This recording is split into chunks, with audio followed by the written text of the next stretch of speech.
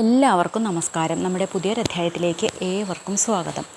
വാസ്തുദോഷങ്ങൾ ചിലരൊക്കെ പറയാറുണ്ടല്ലേ, നമ്മുടെ വീടിന് എന്തെങ്കിലും തരത്തിലുള്ള വാസ്തുദോഷങ്ങൾ കാരണം ചിലപ്പോൾ പല പ്രശ്നങ്ങളുണ്ടാവുക, വിട്ടുമാറാതെയുള്ള ഓരോരുത്തർക്കായിട്ടുള്ള അസുഖങ്ങളുണ്ടാവുക, അങ്ങനെ എല്ലാത്തിനും ഒരു തടസ്സം ഉണ്ടാവുക, വീട്ടിൽ എന്തെങ്കിലുമൊക്കെ ബുദ്ധിമുട്ടുകൾ, പല പ്രശ്നങ്ങളുണ്ടാവുക, അങ്ങനെയുള്ള എന്തെങ്കിലുമൊക്കെ കാരണങ്ങളെ കൊണ്ട് ബുദ്ധിമുട്ടുന്ന, വാസ്തുദോഷങ്ങളെ കൊണ്ട് ബുദ്ധിമുട്ടുന്ന ആൾക്കാരുണ്ടാവും.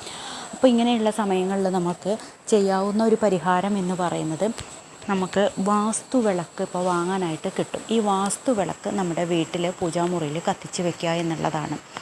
അപ്പോൾ ഈ വാസ്തുവിളക്ക് കണ്ടിട്ടുണ്ടാവും പലരും, ഒരു ആമയുടെ മുകളിലായിട്ടിരിക്കുന്ന ഒരു വിളക്കാണ്.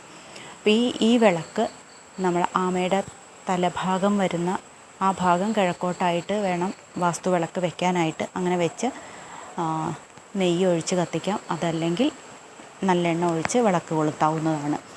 2 തിരിയിട്ട് കിഴക്കോട്ടും പടിഞ്ഞാട്ടും തിരിയിട്ട് കൊളുത്തുന്നതാണ് ഏറ്റവും ഉചിതമായത്.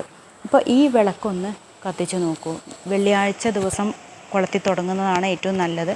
എല്ലാ ദിവസവും വെക്കാൻ സാധിക്കുമെങ്കിൽ അങ്ങനെ വെക്കുക, അതല്ലെങ്കിൽ എല്ലാ വെള്ളിയാഴ്ചയുമെങ്കിലും ഈ വിളക്ക് കൊളുത്താനായിട്ട് ശ്രമിക്കുക. ഇങ്ങനെയൊന്ന് ചെയ്തു നോക്കൂ. നമുക്ക് ഒരു പരിധി വരെയുള്ള പ്രശ്നങ്ങളൊക്കെ തന്നെ മാറിക്കിട്ടും.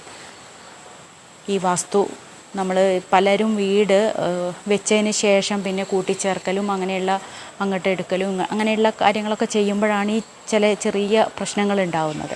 അപ്പോൾ ഇതുപോലെ ഒന്ന് ചെയ്തു നോക്കൂ. വീട്ടിൽ വാസ്തുവിളക്ക് ഇല്ലാത്തവരാണെങ്കിൽ എപ്പോഴെങ്കിലും ഒരു വാസ്തുവിളക്ക് വാങ്ങി ഇങ്ങനെയൊന്ന് കത്തിച്ച് വെച്ച് നോക്കൂ. ഒരുപാട് പ്രശ്നങ്ങൾക്ക് പരിഹാരമായിട്ട് മാറും. വെള്ളിയാഴ്ച ദിവസങ്ങളിൽ ആദ്യമായിട്ട് വിളക്ക് കൊളുത്തുന്നത് വെള്ളിയാഴ്ച ദിവസങ്ങളിലാണെങ്കിൽ വളരെ വിശേഷമാണ്. അതും നെയ്യ് ഒഴിച്ച് കൊളുത്തുന്നത് അതിലേറെ വിശേഷമാണ്.